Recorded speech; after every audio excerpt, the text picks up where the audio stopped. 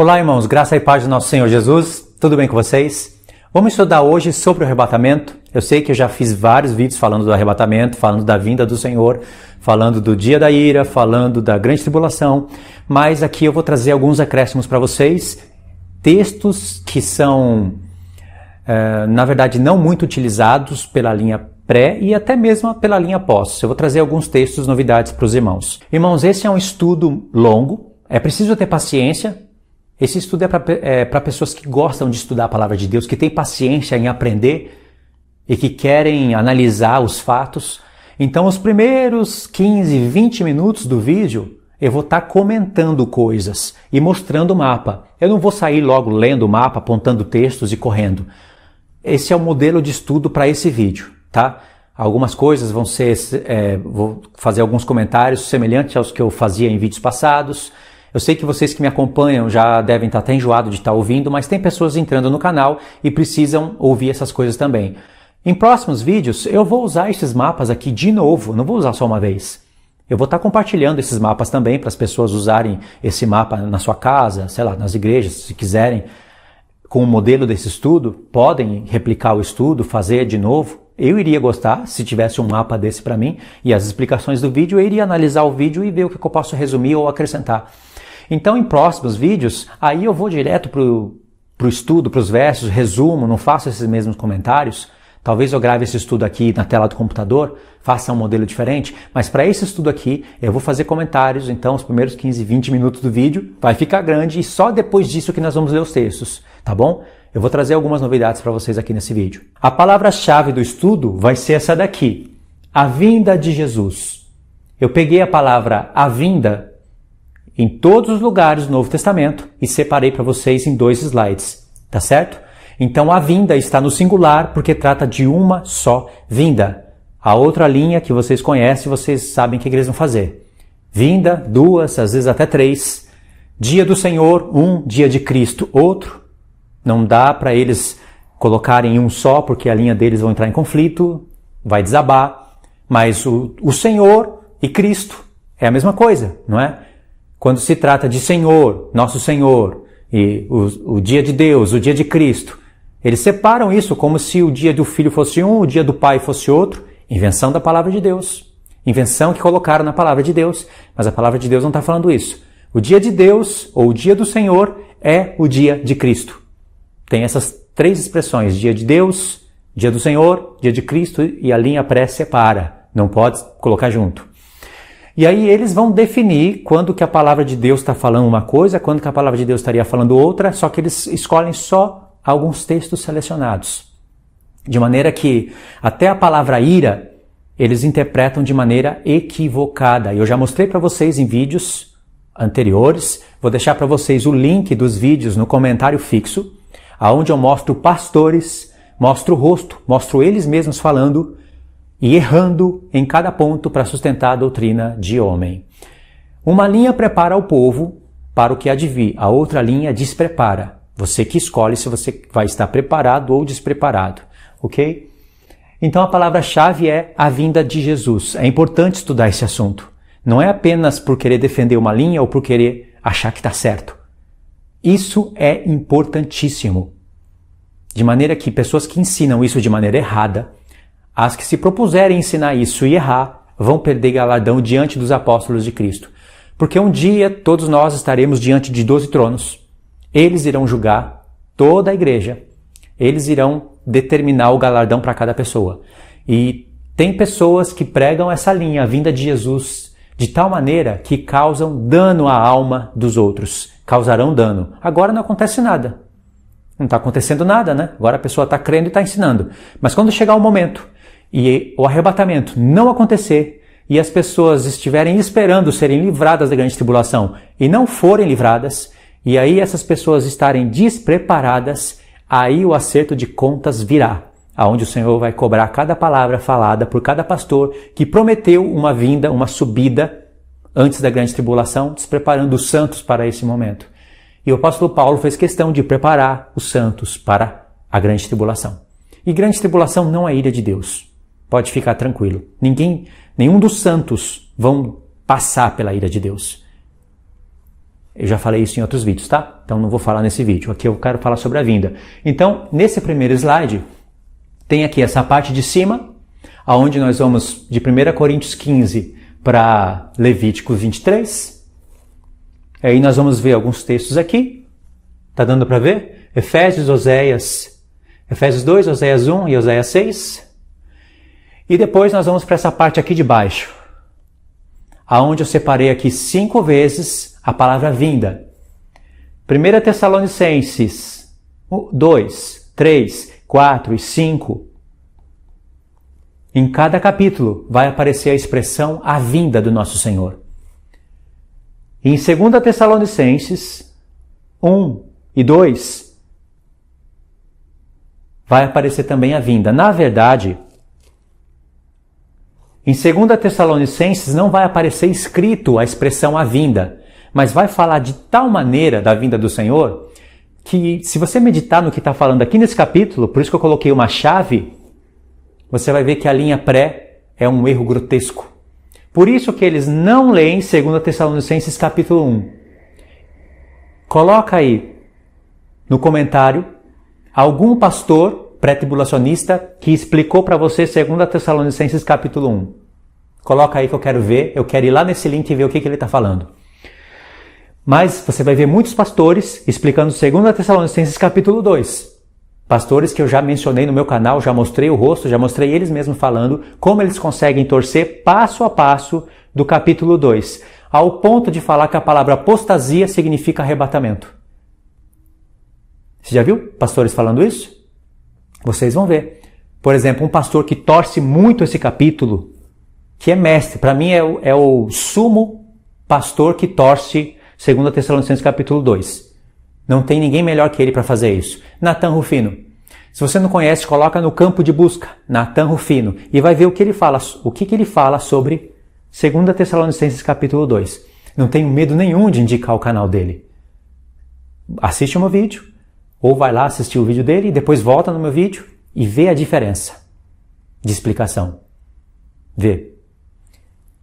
Ele vai torcer tanto esse capítulo e vai botar tanta informação ali, tanta coisa que vai ser falada para que a ideia não seja percebida por você, que no final você vai acabar aceitando. Mas você vai ver que não condiz com o geral da palavra de Deus.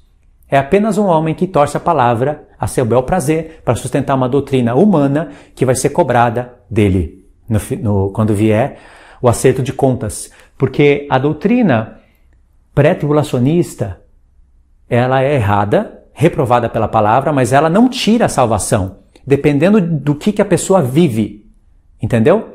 Mas tem certas pregações que, além da pessoa ensinar errado e despreparar a igreja para a vinda do Senhor, ensinando aquilo que os apóstolos não ensinaram, ainda essas pessoas se inclinam para a carne e fazem coisas que não agradam ao Senhor.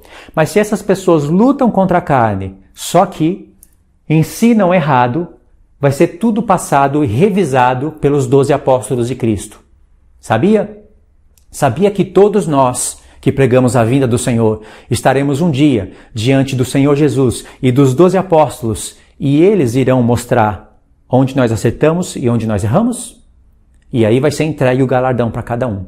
E tem certas porções da linha pré-tribulacionista que causarão dano à alma do homem, golpeando a consciência deles, fazendo eles ficarem despreparados para aquele momento. E aí essas pessoas perderão a sua fé, se desviarão do Senhor, porque esperavam uma coisa e não aconteceu. Somando as inclinações da carne dela, os seus próprios erros, não vai ser cobrado só do pastor que ensinou, vai ser cobrado delas mesmas, mas somando tudo isso, essas pessoas sofrerão dano e será cobrado de quem ensinou também. Aí é perigoso, ok? Então, 2 Tessalonicenses 1 é a chave para você entender corretamente 2 Tessalonicenses 2. É apenas uma das chaves, porque no próprio capítulo, no próprio 2 Tessalonicenses capítulo 2, o apóstolo Paulo vai mandar referências para Isaías, para Daniel, para um monte de profetas, aonde vai ser impossível você colocar a linha pré-tribulacionista. E aí, pastores como esse, o Natan Rufino, já preparou uma mensagem para explicar isso para você. Ele vai dizer isso daqui, prepara o ouvido. Ele vai dizer que o arrebatamento é uma doutrina só do Novo Testamento.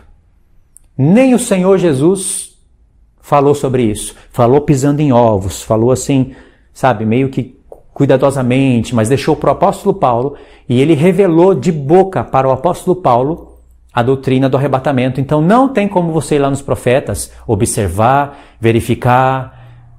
Não teria como, porque foi uma doutrina só para o Novo Testamento, falada da boca de Jesus para o apóstolo Paulo. E o apóstolo Paulo ensinou da boca dele para a igreja, e se for para acreditar, tem que acreditar na boca dele. Fazendo com que as pessoas não vão nos profetas verificar as palavras, fazendo com que as pessoas queiram interpretar a carta do apóstolo Paulo só pelo Novo Testamento, e assim elas erram em todos os pontos. Essa é a mensagem que o Natan Rufino vai nas igrejas pregar, pastores como ele, e ainda recebe oferta e dízimo para dar leite adulterado para o povo.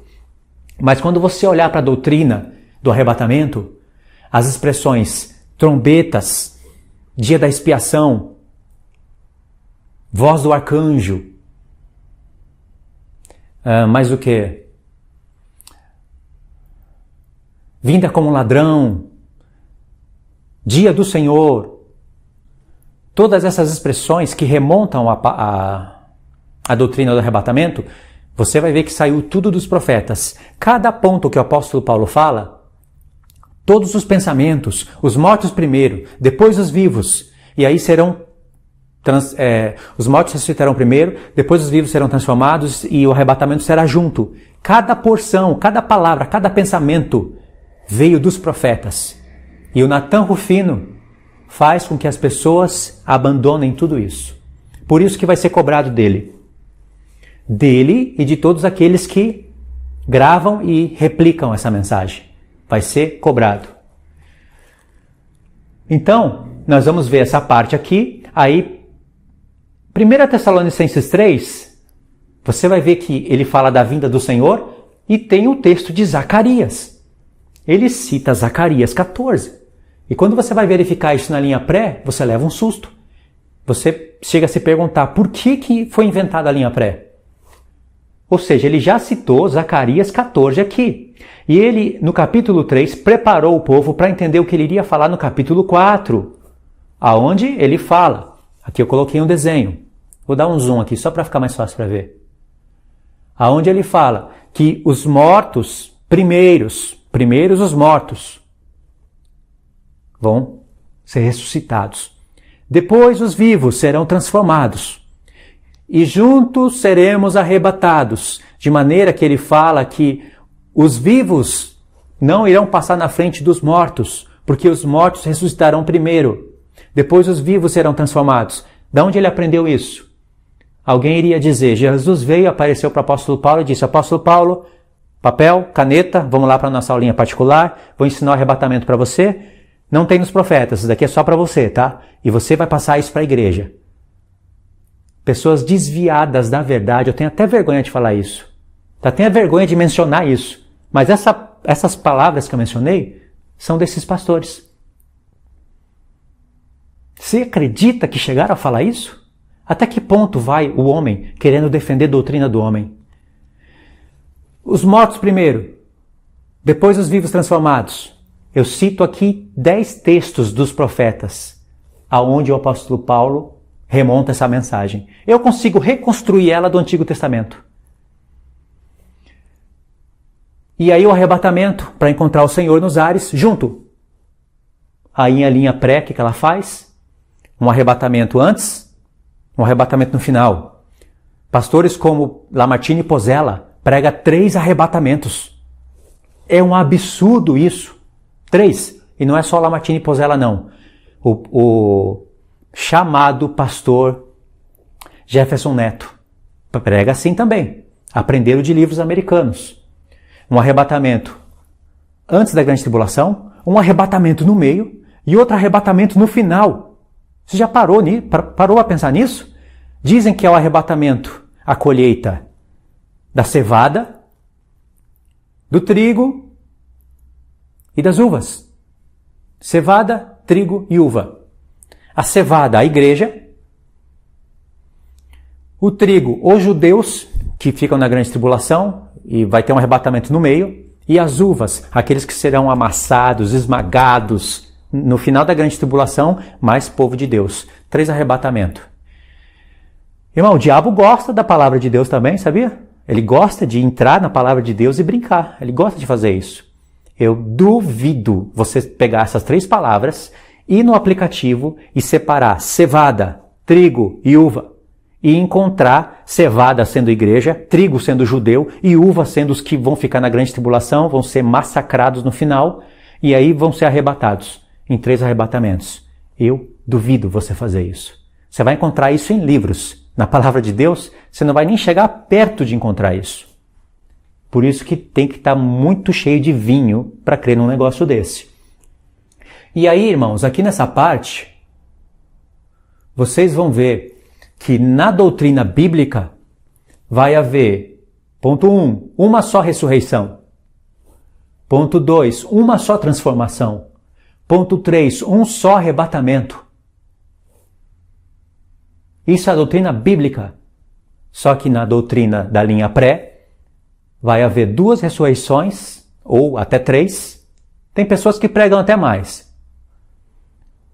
2 transformações, dependendo da linha, 3 transformações e 3 arrebatamentos. Eles vão negar isso. Sabe o que eles vão falar? Que é uma ressurreição aberta em 3 fases. Aí eu fico pensando, o apóstolo Paulo tinha que estudar um pouquinho mais, né? Porque se você pegar 1 Tessalonicenses 4 e 1 Coríntios 15, você vai ver um montão de detalhes do arrebatamento. Um monte de detalhes. Coisas que até é difícil de gravar, precisaria pôr no papel. São tantos detalhes que o apóstolo Paulo falou do momento do arrebatamento, a ponto de falar que os primeiros mortos, depois os vivos, e aí seremos arrebatados junto com o Senhor nos ares. E ele não falou tudo em 1 Tessalonicenses 4, que é aqui que nós estamos vendo, né? 1 Tessalonicenses 4. Em 1 Tessalonicenses 5, ele vai falar mais um pouco. E em 1 Coríntios 15, do 20 ao 23, ele vai falar de 2 ordens de ressurreição. E quando chega no verso 50, ele vai falar que tem uma última trombeta, que os corpos serão transformados, que nem todos dormiremos, mas transformados seremos todos. Tantos detalhes, e o apóstolo Paulo não quis explicar sobre o arrebatamento da cevada, o arrebatamento do trigo e o arrebatamento do joio. Ele não quis explicar que o dia do Senhor é um e o dia de Cristo é outro. Ele não quis falar que existe 2 vindas ou 3 como ladrão, porque é assim que a linha pré teria que pregar. E aí o apóstolo Paulo não explicou, pelo contrário, ele confundiu a mente de muitas pessoas, ao ponto de quando chega aqui em 2 Tessalonicenses, no lugar dele falar seremos arrebatados, ele coloca a palavra apostasia. No lugar dele falar ira de Deus, ele coloca no lugar dele falar a grande tribulação e explicar que a grande tribulação é a ira de Deus, ele coloca o dia do Senhor. Ele complica tudo.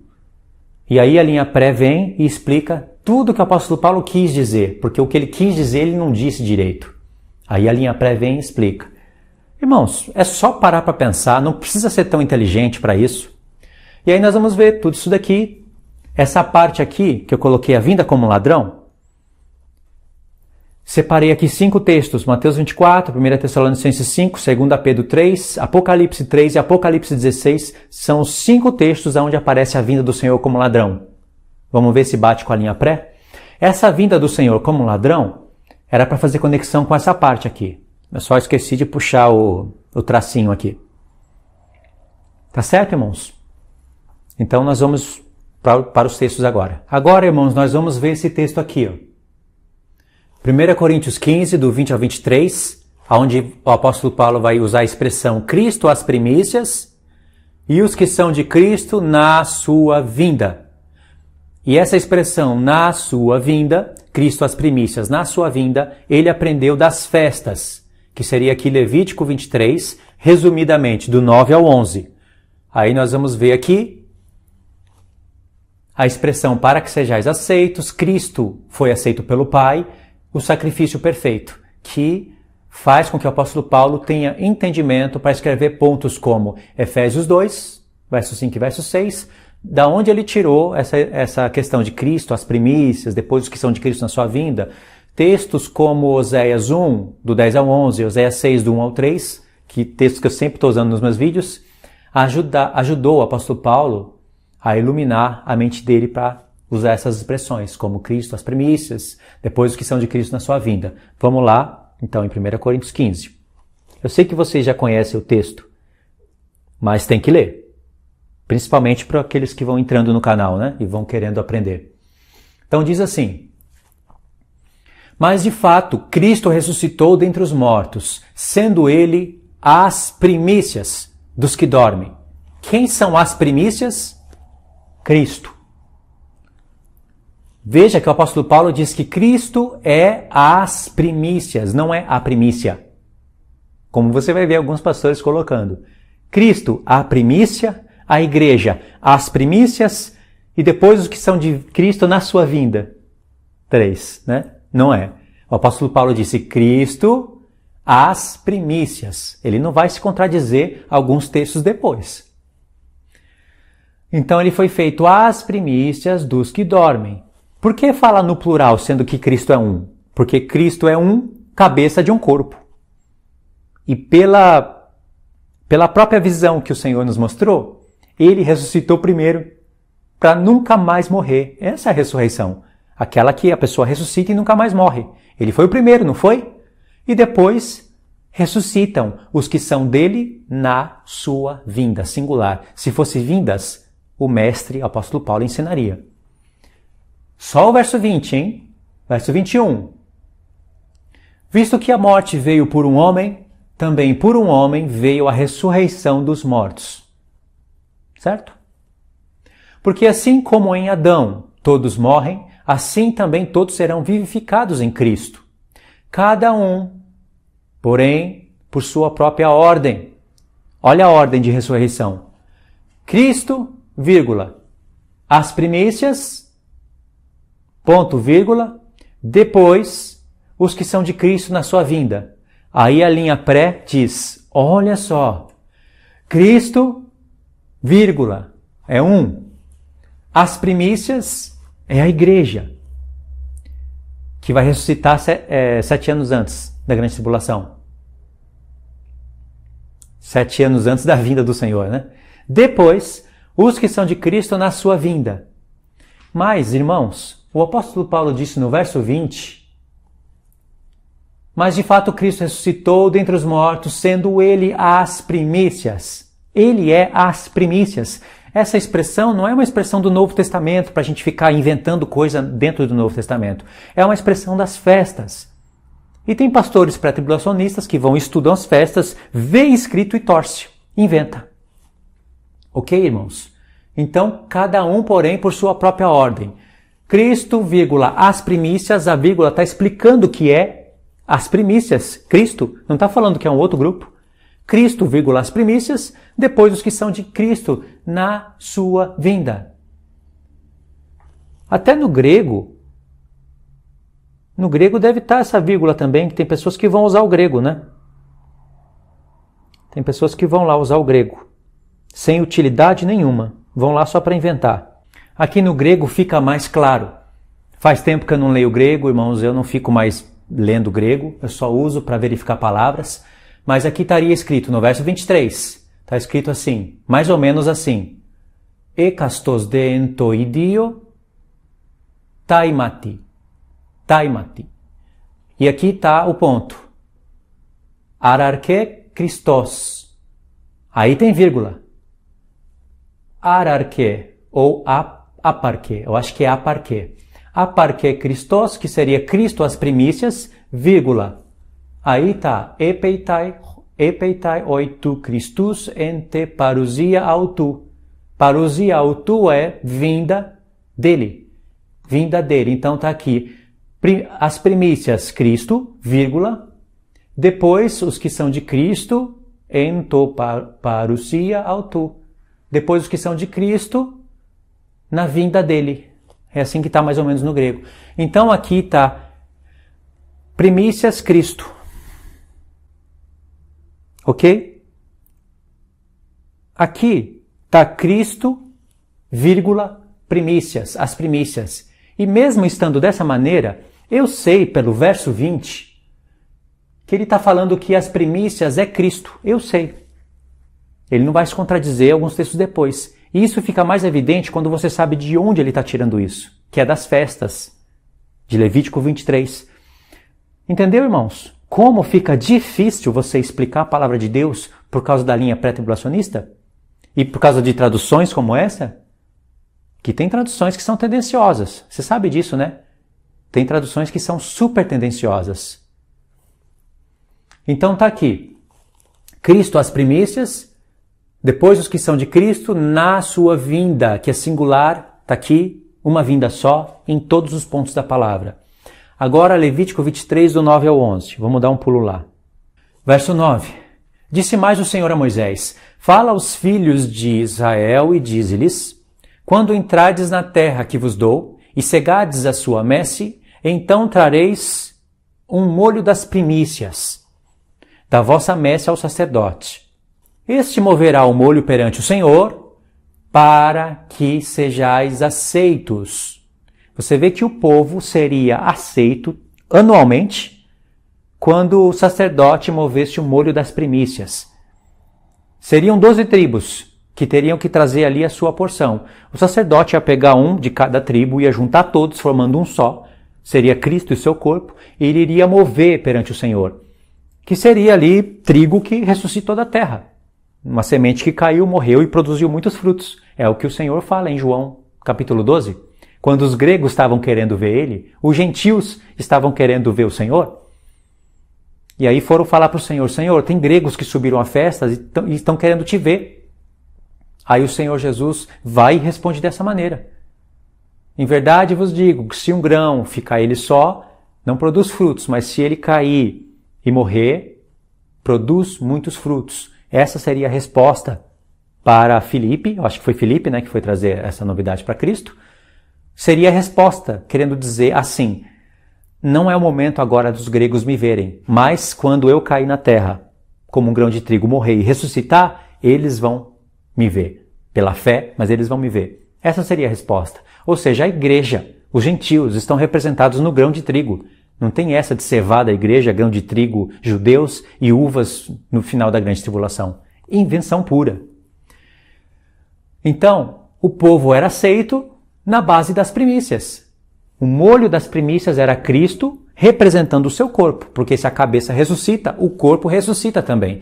Só que ele ressuscita primeiro, sobe aos céus primeiro, para trabalhar no seu corpo. Então, Cristo, as primícias, ressuscita primeiro, e depois os que são de Cristo na sua vinda. Isso foi o que o apóstolo Paulo ensinou, as duas ordens de ressurreição. Não tem mais o que inventar sobre isso. Então, as primícias é Cristo, que representa o povo. Não é Cristo as primícias, a igreja que vai ser livrada da grande tribulação, e os que são de Cristo na sua vinda, os que vão passar pela grande tribulação. Não é isso, com certeza. Tá certo? Então, baseado nesses pontos aqui, você vai ver o que o apóstolo Paulo fala em Efésios 2, do 5 ao 6. Veja só o que ele escreve, baseado nas festas. Estando nós mortos em nossos delitos, nos deu vida juntamente com Cristo, as primícias. Pela graça sois salvos, e juntamente com ele, não fora dele, junto com ele, nos ressuscitou e nos fez assentar nos lugares celestiais em Cristo Jesus. Tem pessoas que acham que estão assentadas lá nos lugares celestiais em Cristo Jesus. Irmãos, isso daqui é algo que vai ocorrer no futuro, literalmente, mas o apóstolo Paulo colocou as coisas do futuro como se já tivesse acontecido no passado. Ele está mexendo aqui com dimensões. Já expliquei isso também em vídeos passados, aliás, quando eu estava lá no Japão. Isso vai acontecer, mas ele colocou como se já tivesse acontecido, mostrando a certeza da convicção das coisas, colocando ainda como se já acontecesse no passado, como se já foi no passado. Só que em 1 Coríntios ele fala que Deus vai nos ressuscitar. E em outros pontos também ele fala que nós vamos ressuscitar. Até em 1 Tessalonicenses 4, ele fala que nós ainda vamos ressuscitar. Aqui é uma visão mais elevada. Por isso que ele disse, e nos fez assentar nos lugares celestiais em Cristo Jesus. Lugares celestiais é os céus, não é a terra. Tem pessoa que acha, porque o reino é na terra, vão ficar só na terra. Ninguém vai subir aos céus. Irmãos, tem vários textos na palavra onde mostra que nós estaremos no santuário de Deus no céu e vamos reinar sobre a terra. Entendeu? Tem pessoas que acham que vão ficar reinando só no céu, que o reino todo é no céu e que a terra vai virar até uma desolação pura. Uns acham que vai ser até a habitação do diabo. Por isso aí é um extremo, aí vem outro extremo, dizendo, não tem nada, que nós não vamos subir nada no céu. Que isso? O céu pertence ao Senhor, a terra foi dada para os homens. Aí acha que a igreja transformada vai ficar só na terra. Como é que pode isso? Nós teremos acesso aos lugares celestiais e vai ser nosso ponto de encontro com o Pai. O Filho vai estar no meio das nações louvando o Pai.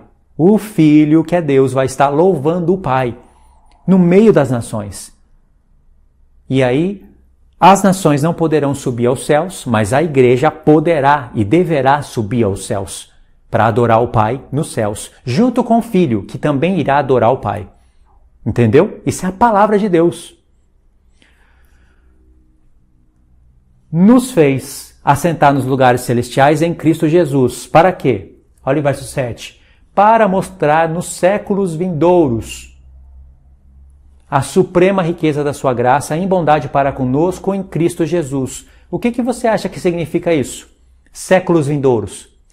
Séculos vindouros é no milênio, onde a igreja estará sentada em lugares celestiais junto com Cristo e reinará sobre a terra e será visível na terra. Séculos vindouros é o milênio literal, onde haverá sol, lua, estrelas, contagem de tempo, como diz os profetas. Milênio não é agora. Não tem nada de milênio agora. Cristo não está reinando agora. Ok? Então, esses textos iluminaram o apóstolo Paulo, aqueles textos que nós vimos, iluminaram o apóstolo Paulo para ele poder escrever essas coisas grandiosas, que alguns encontram ponto para torcer. Então tá aí. Oséias 1, do 10 ao 11, e Oséias 6, do 1 ao 3, leia em casa. Tá aqui. Você vai ler Oséias 1, do 10 ao 11, e Oséias 6, do 1 ao 3. Esses dois textos juntos vai mostrar a igreja fazendo judeus e gentios unidos, fazendo parte do corpo do Senhor, e eles todos, até o Filho, subindo da terra como uma plantação para o Senhor. Então nós ressuscitamos sim junto com Cristo. Porque quando o Pai ressuscitou o Filho, ressuscitou não só uma cabeça, ressuscitou o corpo dele também, que era uma figura. Em cima de um sacrifício literal, Deus estava trazendo para nós uma parábola da ressurreição do corpo de Cristo ao terceiro dia. Então esses textos, como eu já li muitas vezes no canal, vocês leem em casa. Agora vamos para essa segunda parte aqui. Nessa segunda parte, nós vamos ver esses textos aqui. 5 vezes a palavra vinda. E aqui, em 1 Coríntios, mais uma vez. E depois nós vamos ter outros pontos nas cartas do apóstolo Paulo, aonde vai aparecer a palavra vinda. Eu não contei ao todo quantas vezes são, mas aqui tem 5 vezes mais uma. 6 vezes aqui. Então vamos lá. 1 Coríntios 15 nós vimos, né? Depois os que são de Cristo na sua vinda, singular. Separamos os pontos, que a linha pré-torce. Vamos ver agora 1 Tessalonicenses 2, do 19 ao 20. Pois quem é a nossa esperança ou alegria ou coroa em que exultamos na presença do nosso Senhor Jesus em sua vinda? Não sois vós? Sim, vós sois realmente a nossa glória e a nossa alegria.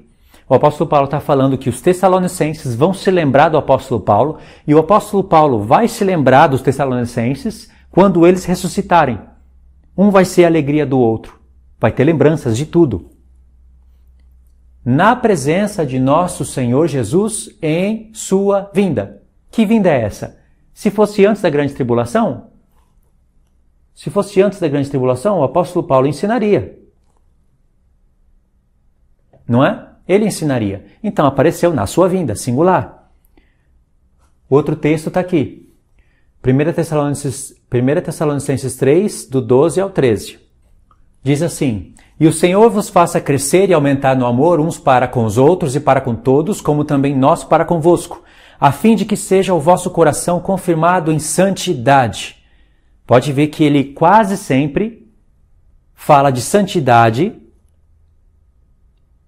antes de falar do arrebatamento, porque ele sabe que sem santidade ninguém verá o Senhor.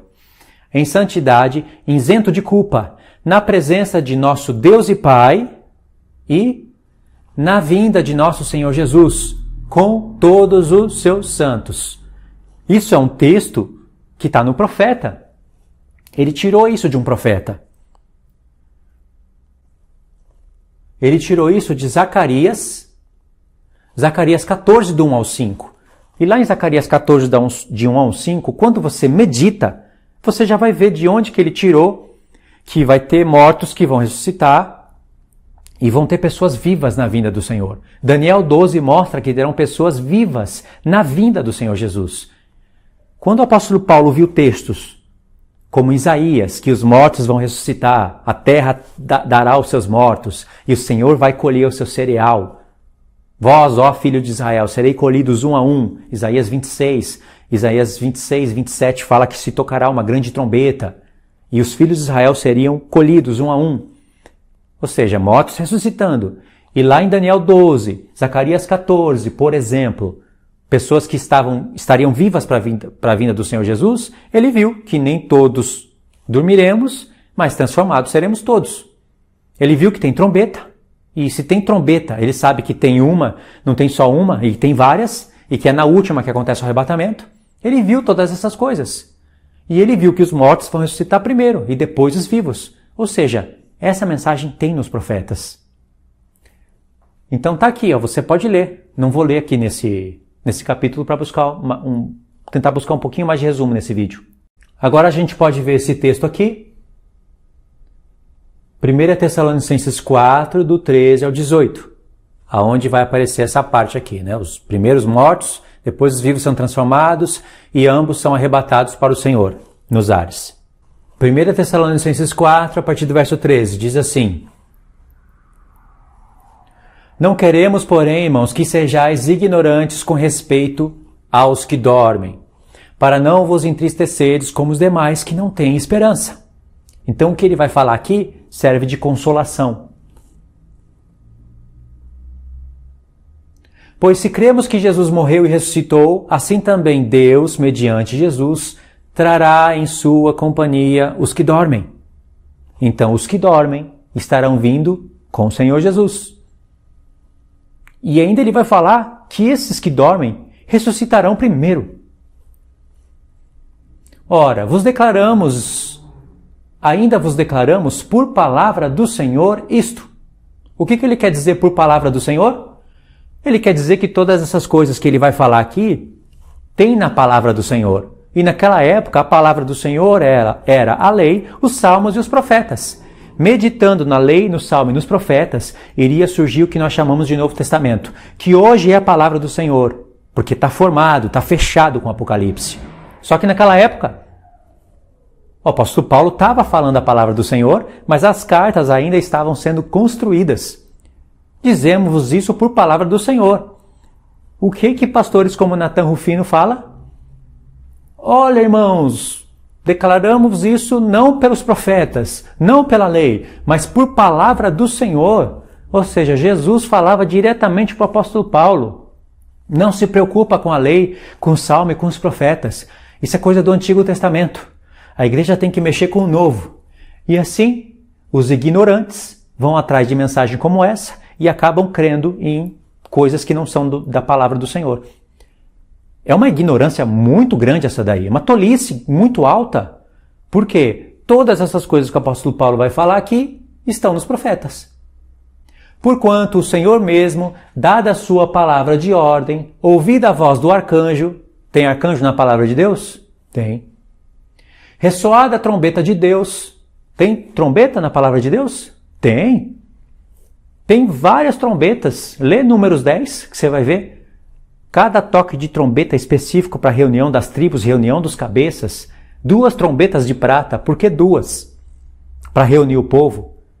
E tem trombeta para quando o povo sai para a guerra, trombeta que prepara o povo para a batalha. O apóstolo Paulo fala disso em 1 Coríntios 14, 15. Tem trombeta que prepara o povo para a batalha, tem trombeta que acorda o povo, tem trombeta que ressuscita o povo. Então tem trombeta de Deus. Descerá dos céus. Nos profetas mostra o Senhor Jesus descendo dos céus?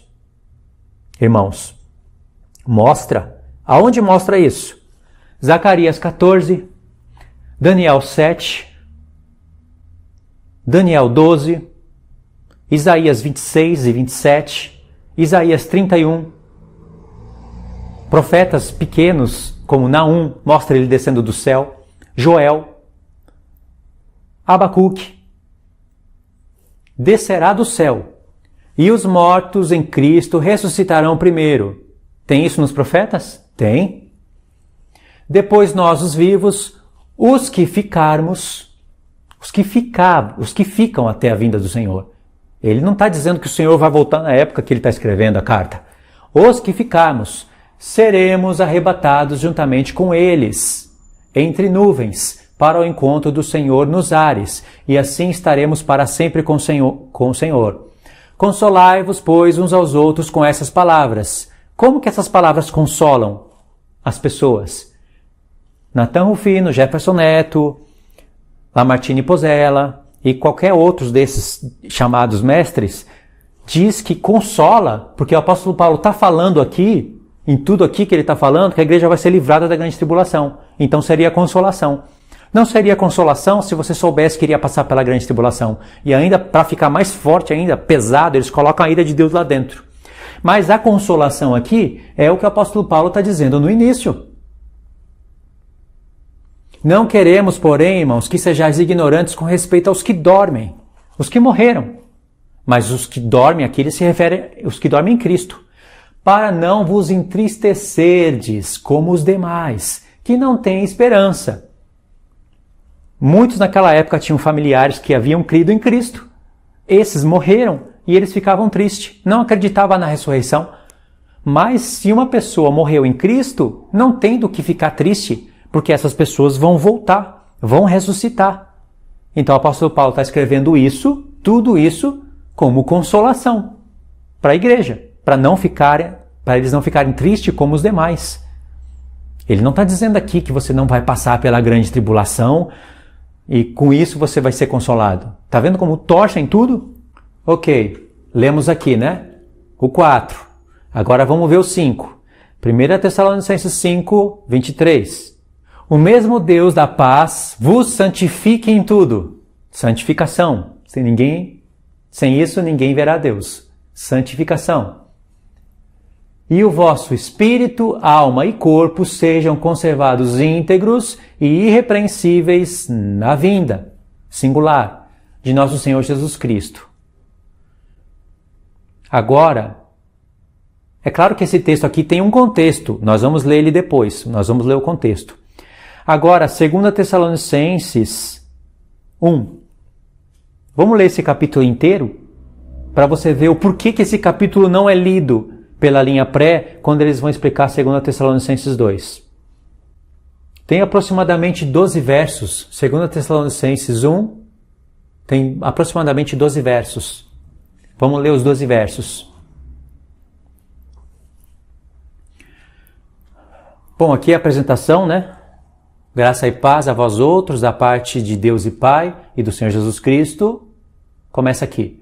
Irmãos, cumpre-nos dar sempre graças a Deus no tocante a vós outros, como é justo, pois a nossa fé cresce sobremaneira e o vosso mútuo amor de uns para com os outros vai aumentando, a tal ponto que nós mesmos nos gloriamos de vós nas igrejas de Deus. À vista da vossa constância e fé em todas as vossas perseguições e nas tribulações que suportais. Aqui o apóstolo Paulo já começa a falar de tribulação, mas não era a grande tribulação. Mas ele sabia que viria. Sinal evidente do reto juízo de Deus, para que sejais considerados dignos do reino de Deus, pelo qual, com efeito, estáis sofrendo. Verso 6. Se de fato é justo para com Deus que ele dê em paga tribulação aos que vos atribulam, E a vós outros, que sois atribulados, alívio juntamente conosco. Alívio, olha a palavra alívio, é a palavra descanso. Descanso. Aqui está relaxamento, foi traduzido como alívio, mas se você entende que aqui está para vir o 7º dia, que será um sábado de descanso na terra, então faz sentido ele falar, nós teremos descanso. E aqueles que atribulam a igreja serão atribulados, e a igreja que estava sendo atribulada terá descanso. Agora olha só, quando do céu se manifestar o Senhor Jesus com os anjos do seu poder, ou seja, ele não se manifesta ocultamente, ele se manifesta com os anjos do seu poder. Quando ele se manifestar com os anjos do seu poder, o apóstolo Paulo se incluiu no meio das pessoas que estariam sendo atribuladas. É claro que ele estaria morto, ele sabia disso, mas ele se incluiu. E eles receberiam descanso, e aqueles que estavam atribulando a igreja receberiam tribulações, que seriam ali o derramamento do cálice da ira de Deus, e depois ainda um julgamento no lago de fogo, que é a ira de Deus, que seria depois de 1000 anos. Mas ele fala, quando do céu se manifestar, a palavra manifestar aqui é Apocalipse. Apocalipse. Manifestar é quando do céu se revelar o Senhor Jesus. Apocalipse. Com os anjos do seu poder. Não é secretamente. Vê que o apóstolo Paulo estava esperando, ensinou a igreja a esperar a revelação do Senhor Jesus do céu com os anjos do seu poder. Como? Silenciosamente, em chamas de fogo. Cada palavra aqui vai desconstruir a linha pré. Em chamas de fogo. Tomando vingança contra os que não conhecem a Deus e contra os que não obedecem ao Evangelho de nosso Senhor Jesus Cristo. Estes sofrerão penalidade de eterna destruição. Está aqui, ó. Eterna destruição. Aonde? Isaías fala que é no fogo, que Apocalipse é revelado como lago de fogo. Esses não estarão, estarão passando pela ira de Deus.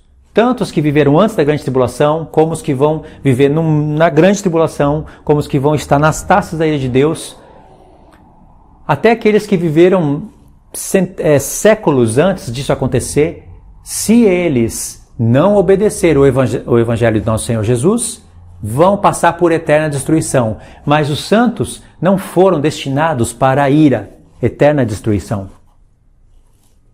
Banidos da face do Senhor e da glória do seu poder. Quando, de novo, a palavra quando 2 vezes, né? 2 vezes apareceu. Quando vier para ser glorificado nos seus santos e ser admirado em todos os que creram. Naquele dia, olha a expressão profética, naquele dia, porquanto foi crido entre vós o nosso testemunho. Aqui o apóstolo Paulo está falando que o Senhor Jesus vai se manifestar com os anjos do seu poder, com glória, com poder. Isso é o que está em Mateus 24. No final da grande tribulação, o Senhor Jesus está vindo no céu, com os anjos e com poder e glória. E o apóstolo Paulo está ensinando a igreja a esperar a revelação do Senhor Jesus do céu, com os anjos do seu poder, labareda de fogo, com poder e glória. Não é tudo isso que nós vimos aqui? Com os anjos do seu poder. Ou seja, ele vai vir em poder e não vai vir em glória? Aqui nessa parte parece que não está a palavra glória, mas em outras porções vai estar a palavra glória. É muito difícil o Senhor Jesus vir com os anjos do seu poder e não vir com glória. Então ele está vindo com os anjos do seu poder e glória, em chamas de fogo. Essa palavra está em Isaías, labaredas de fogo. Ele tirou tudo dos profetas. E aí vai tomar vingança contra os que não conhecem a Deus, os que não obedecem ao Evangelho. E aí esses sofrerão penalidade eterna. Serão banidos, aqui tem sim, ó, banidos da face do Senhor e da glória do seu poder. Porque ele está se manifestando com glória e poder. Tá certo, irmãos? Tá pegando? Eu estou lendo aqui uma porção da carta do apóstolo Paulo que os pré-tribulacionistas não leem e nem vão ler, porque não tem como torcer isso. Eu acho que não tem, né? Você vê que em 2 Tessalonicenses 2 não há limite para eles. Eles podem tentar torcer aqui as coisas, mas o apóstolo Paulo está ensinando a igreja a esperar o Senhor Jesus dessa maneira. Imagine se ele crê que a igreja vai ser arrebatada 7 anos antes, e ele fala aqui dessa maneira. Como é que fica um apóstolo desse? Se é 7 anos antes o arrebatamento, ele não tem que falar isso daqui, que a igreja vai esperar o Senhor Jesus, a revelação dele do céu, com os anjos do seu poder, com glória, poder, com chamas de fogo, dando alívio para um e descanso para um e tribulação para outro. Ele vai inverter o quadro. A igreja que estava recebendo grande tribulação vai receber descanso, e aqueles que estavam dando grande tribulação e estavam em descanso, né, comendo e bebendo com a sua marca da besta, adorando a besta, o inferno e tudo mais, esses vão receber grande tribulação e penalidade eterna, banidos da face do Senhor e da glória do seu poder. Ele jamais poderia escrever isso para a igreja. Ele teria que falar: irmãos, quando o Senhor se manifestar do céu, silenciosamente, nós seremos arrebatados 7 anos antes da grande tribulação. Depois, o Senhor Jesus virá, a igreja estará no céu, nas bodas do Cordeiro. Como é que um apóstolo não vai ensinar isso? Os pastores ensinam isso claramente, abertamente, como se o apóstolo Paulo tivesse escrito isso. Uma coisa tão clara dessa e tão objetiva que eles falam, por que não seria ensinado pelo apóstolo Paulo? Pelo contrário, olha o que ele está ensinando aqui. Isso daqui é capítulo da Escritura também. E aí, irmãos, termina o capítulo, tá certo? Ok, termina. E aí nós terminamos aqui essa porção. Nós terminamos aqui, então, agora, 2 Tessalonicenses 2, do 1 ao 8. Certo, irmãos? E aqui nessa parte, nós vimos que primeiro os mortos vão ressuscitar, depois os vivos vão ser transformados, eles vão ser arrebatados junto com o Senhor na sua vinda. Aqui é um texto-chave também que eu destaquei, ó. Os que dormem não precederão os vivos. O que significa isso? Nós, os vivos, não precederemos os que dormem. Tinha pessoas que estavam tristes com aqueles que haviam morrido em Cristo, e o apóstolo Paulo está falando: olha, não é para andar como essas pessoas que não têm esperança. Os que morreram em Cristo ainda vão ressuscitar primeiro que nós. Aí tem que meditar mais, né? Por isso que em 1 Tessalonicenses 3, ele citou Zacarias 14, porque tem mais revelações sobre esse evento aqui. Não é somente como a gente está imaginando. O que a gente está imaginando, que os mortos ressuscitam primeiro e os vivos são transformados tudo num segundo, e aí arrebatamento é tudo junto, já é uma porção boa em vista da pré, que não medita em nada disso. Porque pelo menos nós estamos crendo em uma só ressurreição, em uma só transformação e um só arrebatamento. Pelo menos nós estamos crendo nisso e já tá bom. Mas não é só isso que o apóstolo Paulo está falando. Ele está falando de um tempo de diferença entre um evento e outro. Entendeu? Não dá para falar nesse vídeo aqui, mas não tem como a gente ler e imaginar que tudo isso daqui é num segundo só, porque se os mortos ressuscitam primeiro e os vivos são transformados tudo num segundo, de onde ele tirou essa sequência? Ainda que fossem 10 segundos, 30 segundos, ainda que fosse 10 minutos de diferença, meia hora, os mortos ressuscitam e depois de meia hora os vivos são transformados. Que diferença isso faria? Ou seja, tem que ter uma diferença de tempo entre um evento e outro. Seja como for, ambos vão estar com o Senhor Jesus através de uma só ressurreição, de uma só transformação e de um só arrebatamento. E que será depois da grande tribulação. Entendendo isso, já está bom. Aqui vai ter a vinda como ladrão, né? A vinda como ladrão foi pego desse texto aqui. 1 Tessalonicenses 5, do verso 23. E aí nós vamos ter alguns textos aqui. Nós vamos ler esse texto aqui, esses 5 textos, e vamos fechar essa primeira parte do estudo. E aí a gente termina na segunda parte. Ok? Vinda como ladrão. Vamos ler Mateus 24, do 40 a 44. Verso 40. Presta atenção nisso, irmãos. Então, 2 estarão no campo. Então, essa palavra aqui, irmãos, uma palavra pequenininha, importante demais.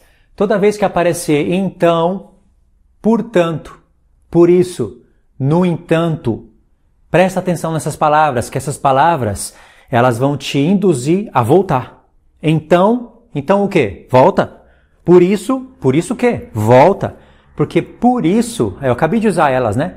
Porque eu estou fazendo ligação do que eu estava falando antes com o que eu vou falar agora. Então, às vezes, você vai ver alguém pegando esse texto aqui, falando, então, 2 estarão no campo, um será tomado, outro será deixado. E não explica o que aconteceu antes.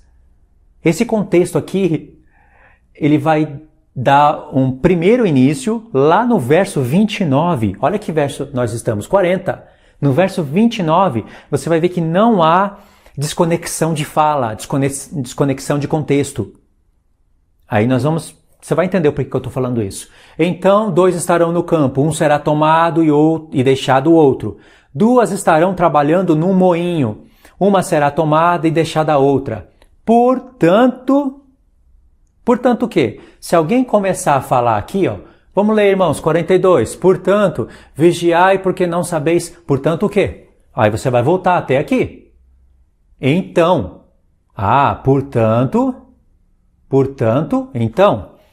Então, portanto. Acabei de falar então, portanto. Então, portanto, existe um então. Se existe um então, existe um portanto aqui, nós temos que ler. Portanto, vigiai.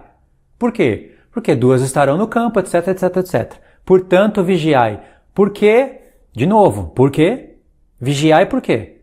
Porque não sabeis nem o dia, não sabeis o dia em que vem o vosso Senhor. Ok. Mas considerai isto. Se o pai de família soubesse a que hora viria o ladrão, aqui o ladrão é o que nós estávamos buscando, a vinda do Senhor como ladrão. Viria o ladrão, vigiaria, e não deixaria que fosse arrombada a sua casa. Por isso, ficai também vós apercebidos, porque a hora em que não cuidais, o Filho do Homem virá. Aqui tem a expressão dia e hora, não é? Em que dia vem o vosso Senhor? A hora em que não cuidais. Dia e hora. Irmãos, eu vou fazer um vídeo mostrando a grandeza do ensino dessas 5 parábolas que tem aqui. É muito incrível quando você conecta isso com Mateus 24. Quando você conecta Mateus 23, o finalzinho, o capítulo 24 e 25. Dia e hora. Irmãos, quem é o ladrão?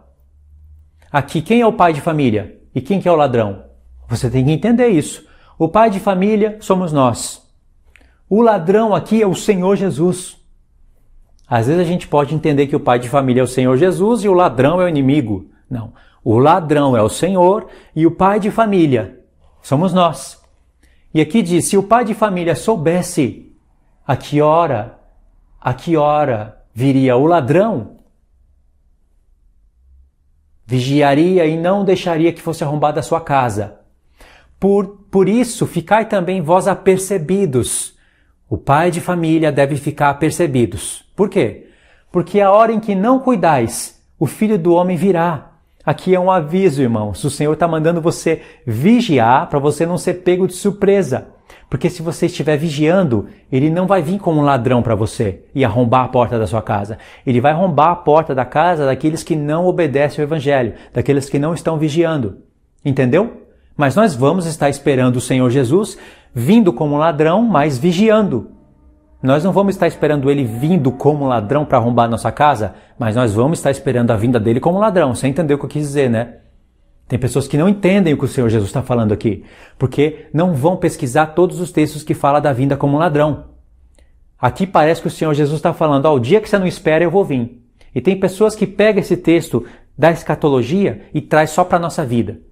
Querendo dizer assim, a vinda como ladrão é qualquer dia, Luiz. Se você morrer, o Senhor Jesus veio como ladrão para você. Irmãos, por favor, o Senhor está falando de algo escatológico. Olha onde começou esse ensino aqui.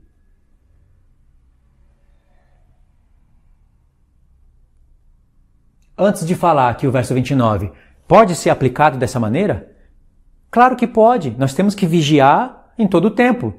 Senão essa mensagem de vigiar para que o ladrão não venha arrombar a nossa porta seria somente para o final. Já que nós não estamos no final, então não precisa vigiar. Não é isso. O Senhor Jesus sim manda você vigiar agora. Porque Ele pode vir para você como ladrão agora. Se você entrar na morte desapercebida e não tiver com seus problemas resolvidos, vai ser complicado para você, não vai? Então pode se aplicar sim, mas o Senhor está falando de algo escatológico, entendeu? Primeiro vamos entender o texto na escatologia. Verso 29. Olha só. Logo em seguida, a tribulação daqueles dias. Tudo que o Senhor vai falar aqui, irmãos, tudo é sempre logo em seguida a tribulação daqueles dias. Olha só. Vamos ver aonde que perde a conexão. Vamos ver se a fala perde a conexão. O sol se escurecerá, a lua não dará sua claridade, as estrelas cairão do firmamento, os poderes do céu serão abalados. Então aparecerá no céu o sinal do Filho do Homem. Todos os povos da terra se lamentarão e verão o Filho do Homem vindo sobre as nuvens do céu com poder e muita glória. Lembra de 1 Tessalonicenses 1? O apóstolo Paulo está falando desse evento e mandando a igreja esperar esse evento. Verso 31. E ele enviará os seus anjos com grande clangor de trombeta, os quais reunirão os seus escolhidos dos quatro ventos do céu, de uma a outra extremidade dos céus. Verso 32. Aprendei, pois, a parábola da figueira. Aprendei, pois, a parábola da figueira. Você já viu pessoas falando que a figueira aqui é qualquer árvore e que não tem nada a ver com Israel? Irmãos, eu fico triste quando eu vejo a pessoa falando isso. Triste, porque é justamente o que o Senhor está mandando você olhar para Israel. E ainda em Lucas acrescenta para a figueira e todas as outras árvores, porque todas as outras árvores somos nós. A figueira é um ponto específico, um local específico, a terra de Israel. E tem textos, vários textos da palavra de Deus, onde a figueira é uma das árvores que representa a terra de Israel.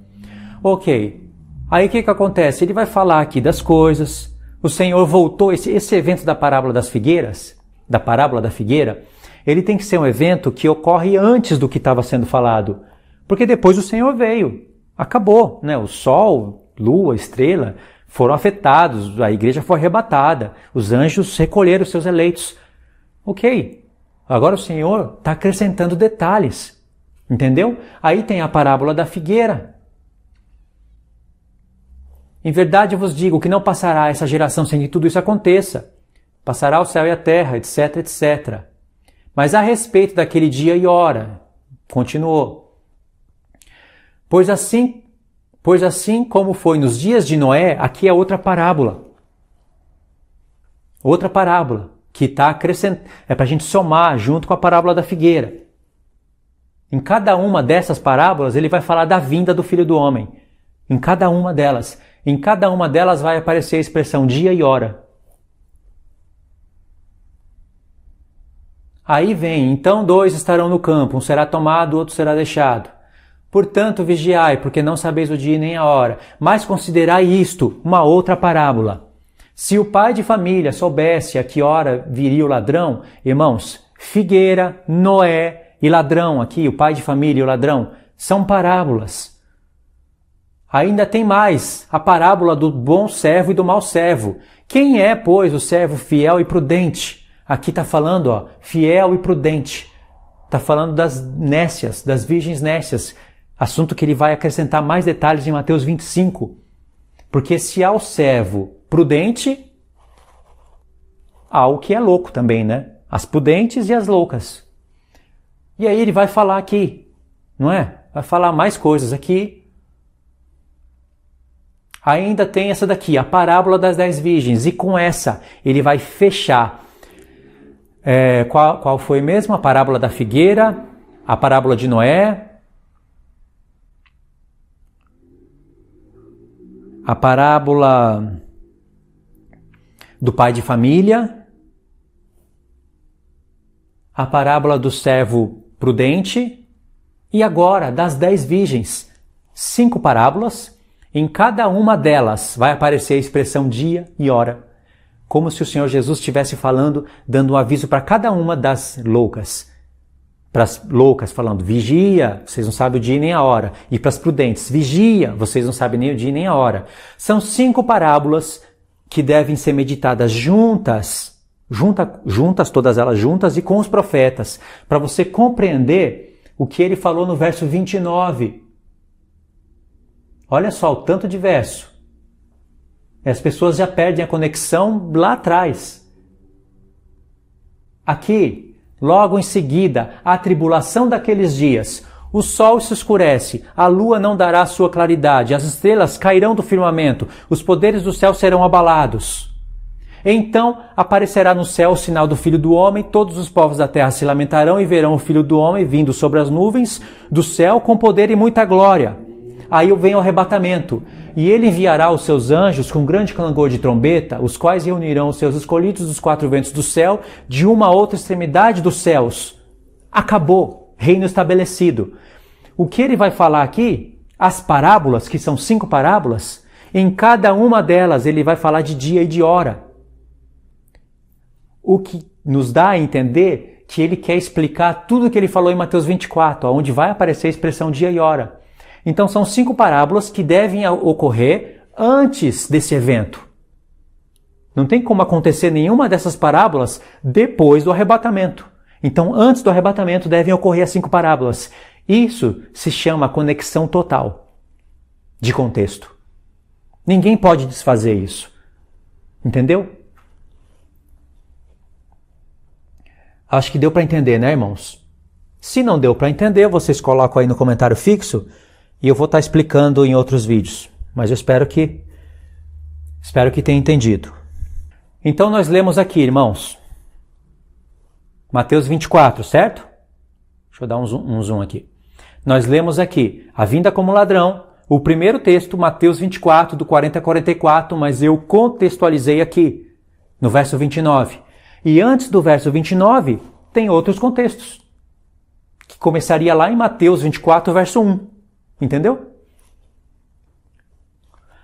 Agora, 1 Tessalonicenses 5, do 1 ao 11, e aquele verso 23 que nós lemos. Então vamos lá. Está aqui. Irmãos, relativamente aos tempos e às épocas, não há necessidade que eu vos escreva. Não há necessidade que eu vos escreva, mas ele vai escrever, porque o Espírito Santo inspirou ele a fazer isso. E olha que ele já tinha falado antes do arrebatamento da igreja. Por que ele está falando isso? É assunto para outros vídeos. Pois vós mesmos estáis inteirados com precisão de que o dia do Senhor vem como um ladrão da noite, como ladrão de noite. Qual é o dia do Senhor? Alguns diriam, o dia do Senhor é a grande tribulação. Então o apóstolo Paulo estaria falando que a grande tribulação vem como um ladrão da noite. Por que que o apóstolo Paulo, em nenhuma das vezes que usou a expressão dia do Senhor, falou de grande tribulação?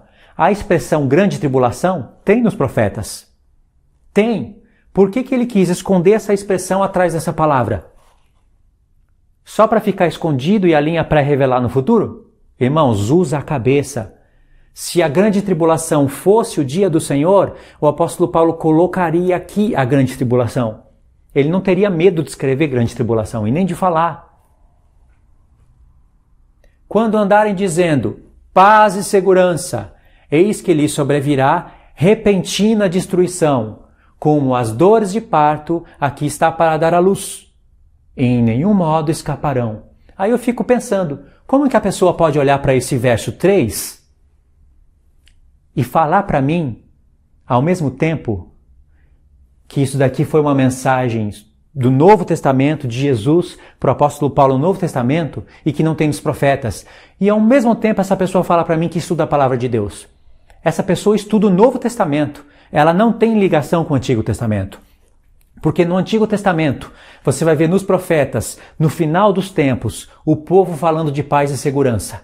E Deus falando que ia destruir esse povo de maneira repentina. Oséias, Amós, Isaías, tudo tem aqui, se a gente fosse buscar, se fosse esse o foco desse vídeo. Como vem as dores de parto, aquela que está para dar à luz. Quantas vezes o Senhor vai falar de dores de parto para os ímpios no Antigo Testamento? Quantas? Até o povo de Deus vai sofrer dores de parto. Só que o povo de Deus vai ter dores de parto e vai gerar o filho. Os ímpios vão gerar o vento. Vão ter dores de parto e não vão gerar o filho porque não creram no filho. Então virá repentina destruição, e de modo algum escaparão. Mas vós, irmãos, não estáis em trevas, para que esse dia, como ladrão, vos apanhe de surpresa. Porquanto, irmãos, se o apóstolo Paulo fosse pré-tribulacionista, nós seremos arrebatados 7 anos antes da grande tribulação, como diz a palavra de Deus. Por que o apóstolo Paulo tem medo em falar isso? Por que a mão dele não escreve? Parece que algo impede ele de falar isso. Porque isso não é doutrina bíblica. As pessoas, sim, serão livradas do dia do Senhor, que vem como um ladrão, porque estarão vigiando e serão poupadas na terra. O dia do Senhor como um ladrão não vos apanhe de surpresa, porquanto vós todos sois filhos da luz e filhos do dia. Nós não somos da noite nem das trevas.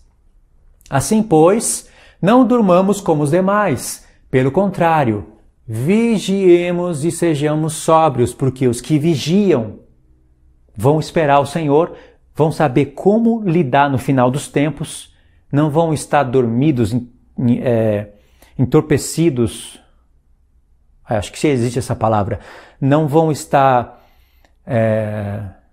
com as consequências da embriaguez, da bebedice,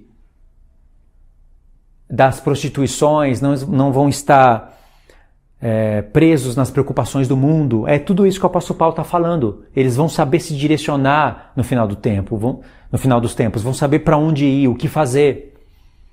Ora, os que dormem de noite, os que se embriagam, é de noite que se embriagam. Nós, porém, que somos do dia, sejamos sóbrios, revestindo-nos da couraça da fé e do amor e tomando como capacete a esperança da salvação, porque Deus não nos destinou para a ira. Sim, eu acredito nisso. Mas para alcançar a salvação mediante o nosso Senhor Jesus Cristo. A ira aqui que o apóstolo Paulo está falando, ele sabe muito bem o que ele está falando. É a ira que está falada nos profetas, onde todos participarão daquela geena, daquele lago de fogo. É isso que ele está falando. O lago de fogo não é novidade no Apocalipse. Tem acréscimos, mas já existe nos profetas o lago de fogo. Aqui é quer vigiemos ou quer durmamos em Cristo, ou seja, quer seja aqueles que estiverem vivos ou quer ser aqueles que já estiverem dormindo em Cristo, vivamos em união com Ele. Durmamos aqui não é andar nas trevas, entendeu? Consolai-vos, pois, uns aos outros e edificai-vos reciprocamente, como também estáis fazendo. Aqui de novo a palavra, consolai-vos, pois, uns aos outros. A consolação aqui não é de ser livrado da grande tribulação. A consolação aqui é de não estar na ira de Deus, de não estar banido da face do Senhor. É isso. Não tem nada a ver de ser arrebatado antes, senão ele falaria. É a mesma consolação de 1 Tessalonicenses capítulo 4. É consolação saber que nós vamos ressuscitar e estar diante do Senhor. Agora, sofrer a grande tribulação, todos nós vamos sofrer, se estivermos vivos para esse momento. A ira de Deus, não. A ira de Deus é para os ímpios. A grande tribulação é para o mundo inteiro. E a igreja precisa de grande tribulação. Ou você acha que a igreja de agora está pronta para ser arrebatada? Você acha que o Senhor quer uma esposa semelhante a essa que você vê na terra? Acha que o Senhor Jesus morreu para as pessoas andarem como estão andando por aí? Não. Não mesmo. Então é preciso de grande tribulação. Aí, irmãos, nós lemos 1 Tessalonicenses 5, do 1 ao 11. Contextualizei o que nós lemos lá, no verso 23, falando da vinda do Senhor, certo? Agora vamos ler 2 Pedro 3, do 10 ao 13. E olha só que interessante esse texto. Diz assim: virá, entretanto, como ladrão o dia do Senhor, no qual os céus passarão com estrepitoso estrondo e os elementos se desfarão abrasados, também a terra e as obras que nela existem serão atingidas. Aí eu já vi pré-tribulacionistas falando assim: olha só, o que está vindo como ladrão não é o Senhor Jesus, é o dia do Senhor que está vindo como ladrão. Aí eu fico pensando, qual é a intenção dessa pessoa? Meu Deus do céu, qual é a intenção? O Senhor fala que vem como ladrão, e que ele vem como ladrão no seu dia específico, preparado. Então não tem, por que vai separar? E aqui diz, o dia do Senhor. Eles colocam o dia de Cristo como sendo o arrebatamento antes da grande tribulação, e o dia do Senhor e o dia de Deus sendo 7 anos depois. Fala para mim, irmãos, qual é o apóstolo que ensinou isso? Dia do Senhor, dia de Cristo e dia de Deus é o mesmo? Ou será que Cristo agora não é Deus? Ele é Deus em alguns textos e o outro não é mais. Ele é Senhor em alguns textos e em outro texto não é mais. Quando a pessoa quer sustentar essa porcaria dessa doutrina, ela chega até o ponto de separar dia de Deus, dia de Cristo. Por qual intenção? Me diga, qual? Porque se você juntar esses termos, você vai ver que a linha pré não se encaixa. Aqui o Pedro está falando, virá entretanto como ladrão o dia do Senhor, no qual os céus passarão com estrepitoso estrondo, e os céus e os elementos se desfarão abrasados, também a terra e as obras que nela existem serão atingidas. Dia do Senhor, pregam que é a grande tribulação, né? Mas na grande tribulação não acontecerá isso que o Pedro está falando, que o apóstolo Pedro está falando. Isso acontecerá depois da grande tribulação. Mas falam que o dia do Senhor é o início da grande tribulação, então não bate. E o apóstolo Paulo fala, eu acho que até dentro de Tessalonicenses, ele fala que os tessalonicenses serão a alegria dele no dia de Cristo. Então, que dia de Cristo é esse? Não pode ser o dia do Senhor, né? Senão o apóstolo Paulo estaria se colocando e vivenciando a grande tribulação junto com os outros. Então, como não bate, eles separam. Mas não existe essa separação na palavra de Deus. Verso 11.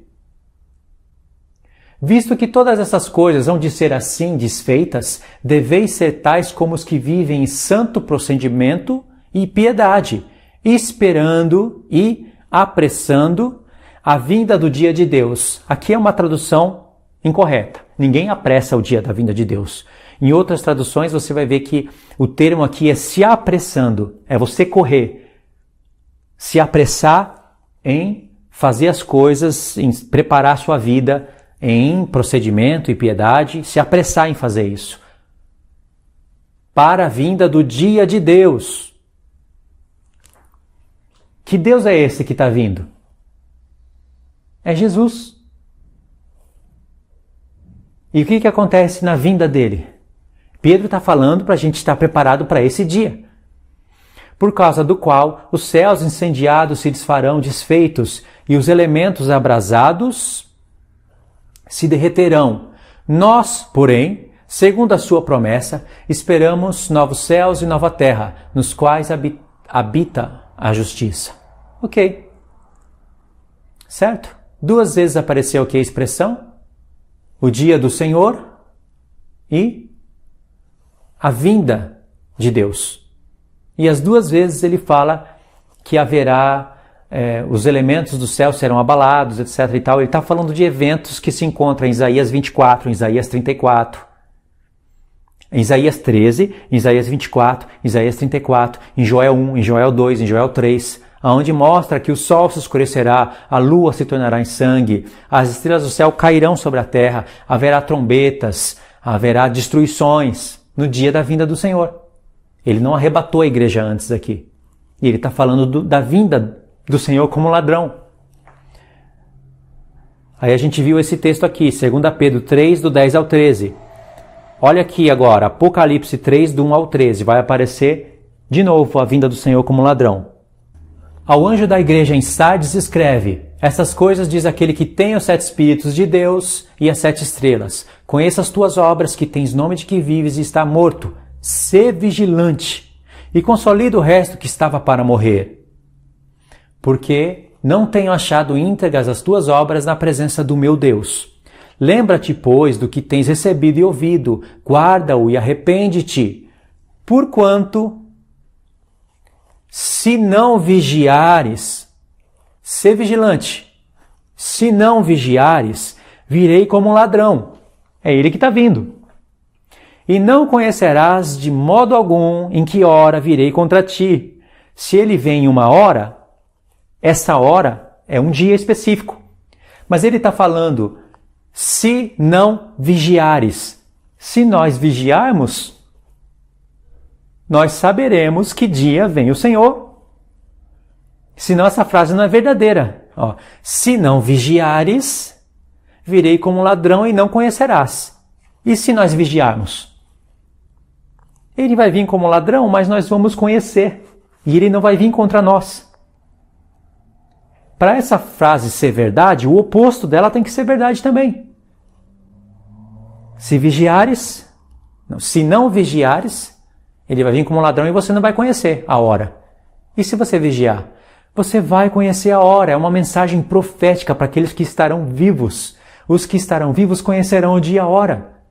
Irmãos, tem pessoas que pegam aquele texto de Mateus 24, onde o Senhor Jesus fala, a respeito daquele dia e hora ninguém sabe, nem o Filho, nem os anjos, senão o Pai. E pegam esse texto, irmãos, e colocam a eternidade nesse texto. Colocam nos dias de hoje. É engraçado que são pessoas que engrandecem o Filho na mesma altura do Pai e usam até aquele texto para falar que no Filho habita toda a plenitude do Pai, corporalmente toda a plenitude da divindade do Pai habita no Filho. E aí eles pegam o texto mostrando que o Filho hoje não sabe o dia e a hora. Irmãos, Jesus já sabe o dia e a hora da sua vinda desde quando ele ascendeu aos céus. Quando ele estava em carne, ele não sabia. Uma vez que ele ascendeu aos céus, ele mesmo fala em Apocalipse 1, verso 1, que ele recebeu o Apocalipse do Pai. Ele já sabe o dia e a hora. Se o Senhor Jesus não sabe o dia e a hora do seu casamento, então toda a plenitude da divindade não habita nele. O Pai está guardando um segredo dele. Imagine você não saber o dia e a hora do seu casamento. Até nós que somos homens, nós marcamos a data do dia e da hora do nosso casamento. Quanto mais o Senhor. Irmãos, não tem nada que Jesus não saiba hoje. Bem que ele testou os corações das pessoas quando ele falou aquilo. Foi um teste. Então, é claro que o Senhor Jesus sabe o dia e a hora. E se ele sabe, ele nos revelará. Hoje eu não sei o dia e a hora. Eu sei que o tempo está próximo. Nós podemos entender que as nações estão se ligando umas nas outras. Os pés da estátua, nós já estamos nos pés da estátua. Barro e ferro já está ligando. Já estão aquela parte do calcanhar, a parte do peito do pé, já está tudo formado. Barro e ferro já está ligado. As nações já estão interligadas. Falta só chegar na parte dos dedos, aonde 10 reinos se ligarão e estarão unidos. Irmãos, quando isso acontecer, nós já vamos saber o início da semana. Até os da linha pré-tribulacionista teriam que pensar. Os que ficaram na grande tribulação vão saber que o Senhor Jesus veio. Vão ter certeza que ele vai voltar 7 anos depois. Então, os que ficaram na grande tribulação vão saber o dia e a hora. Entendeu? Mas é claro que essa mensagem está errada. Nós, os que estivemos aqui e que identificarmos o anticristo, já vamos saber o início da última semana, nós vamos saber o dia e a hora. Com certeza. Hoje nós não sabemos, mas vai ser revelado pelo Pai. E isso vai ser o assunto do segundo vídeo, do segundo slide. Entendeu? Ou você prefere acreditar que o Filho não sabe o dia e a hora? Vai ser muita contradição da sua parte você dizer hoje que o Filho não sabe o dia e a hora e dizer que ele é presciente como o Pai. Que presciência é essa que o homem não sabe o dia da sua vinda, do seu próprio casamento? Ele está agora ansioso à direita do Pai, querendo saber o dia e a hora? Irmãos, tem gente que não consegue despertar. Isso é sono. Ok, Então o Senhor Jesus está falando aqui, ele já está anunciando para as 7 igrejas justamente dentro do livro de Apocalipse, onde foi uma revelação do Pai para o Filho. O Filho recebeu, ele não tinha esse tipo de revelação. Ainda que vivendo como homem, ainda que sendo o homem mais sábio dessa terra, o jeito que foi escrito o Apocalipse, é claro que foi escrito por João, mas saiu da onde? Da mão do Pai. Nenhum livro estava na mão do próprio Pai, irmãos, escrito por dentro e por fora. Aquele livrinho de 7 selos, não é só 7 selos. Aquele livrinho de 7 selos é o Apocalipse inteiro, que engloba toda a palavra de Deus. Estava escrito por dentro e por fora. Estava escrito por quem? Da mão do próprio Deus. Foi uma revelação diretamente para o Filho, de presente para o Filho, engrandecendo o Filho. Como o Filho engrandeceu o Pai engrandece o Filho. E o Filho pegou aquele livro e deu para a igreja, presente. E aqui o Senhor já está falando que se nós vigiarmos, claro, os que estivermos vivos, é uma mensagem profética. As 7 igrejas existiram literalmente naquela época. Mas ele está prometendo a vinda dele aqui para as igrejas. Se não vigiares, virei como ladrão e não conhecerás de modo algum em que hora virei contra ti. Se vigiarmos, nós vamos saber a hora. E essa hora é dentro de um dia. Nós vamos saber, irmãos. Ou será que as pessoas que estiverem vivendo na grande tribulação não vão saber contar os dias? Para que serve sol, lua e estrela? A gente não precisa de um relógio para contar os dias. A gente precisa do sol, da lua e das estrelas. Claro que o relógio hoje existe, já tem calendário pré-estabelecido, calendário solar, mas basta o homem olhar para o céu e ele consegue contar os dias. Difícil, né, irmãos, para contextualizar tudo? Lemos aqui Apocalipse 3, do 1 ao 3. Agora, Apocalipse 16, do 12 ao 15. Olha o que diz. Olha aí, o 6º flagelo, verso 12. Derramou o 6º a sua taça sobre o grande rio Eufrates, cujas águas se secaram, para que se preparasse o caminho dos reis que vem do lado do norte do nascimento do sol. Então vi sair da boca do dragão, da boca da besta e da boca do falso profeta 3 espíritos imundos semelhantes a rãs. Porque eles são espíritos de demônios, operadores de sinais, e se dirigem aos reis do mundo inteiro com o fim de ajuntá-los para a peleja do grande dia de Deus Todo-Poderoso. Esse grande dia do Deus Todo-Poderoso é aquele dia que nós estamos lendo. A vinda dele como ladrão. Todas essas nações que estão sendo ajuntadas por espíritos de demônios, elas vão ser pegas de surpresa. A igreja não, a igreja estará guardada na terra. Eis que venho como ladrão. Eis que venho como ladrão. Sabe ler? Eis que venho como ladrão.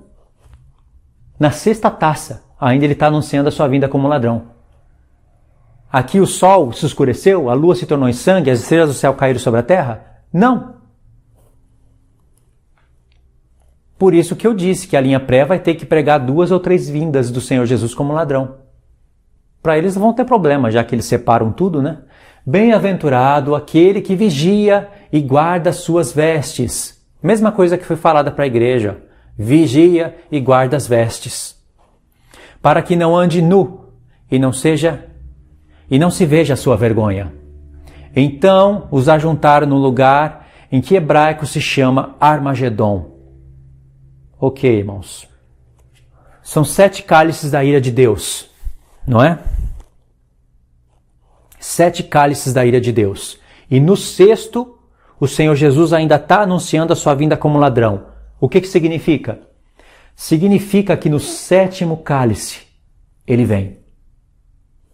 No 7º cálice, a igreja é arrebatada. Se você for estudar cada praga que tem aqui, você vai ver uma semelhança muito grande com as pragas do Egito, aonde Deus livrou os israelitas de todas as pragas que caíram sobre os egípcios, e Deus teve poder de livrar eles na terra. Será que o poder de Deus foi diminuído? De não poder livrar a igreja na terra das pragas? Ou por que você acha que Deus está cruzando as 7 taças da ira dele com as pragas do Egito? Olha Apocalipse 2. É um Egito revivido no futuro. Faraó, o grande dragão, a mulher indo para o deserto com asas de águia, são eventos que aconteceram em Êxodo 19. Então, irmãos, é muito claro a palavra de Deus quando você estuda ela com o coração aberto, sem vontade de sustentar doutrinas humanas. Esse foi o primeiro slide, tá certo? Vou finalizar o estudo aqui, pode deixar as perguntas no comentário aí, eu vou estar vendo. Na medida do possível, vou ver o que vocês entenderam. Eu sei que foi um vídeo longo, mas é um vídeo para quem gosta de estudar a palavra de Deus. Tá bom, irmãos? Fiquem todos na paz do nosso Senhor Jesus e a gente se vê na parte número 2 do estudo, tá? Deus abençoe.